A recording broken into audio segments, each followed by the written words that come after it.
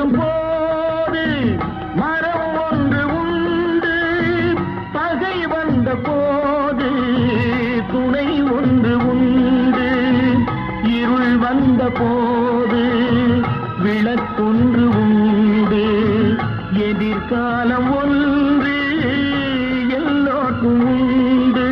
உண்மை என்பது என்றும் உள்ளது, தெய்வத்தின் மொழியாகும். நன்மை என்பது நாளை வருவது, நம்பிக்கை ஒளியாகும்.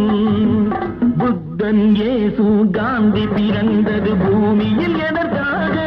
தோழா, ஏழை நமக்காக.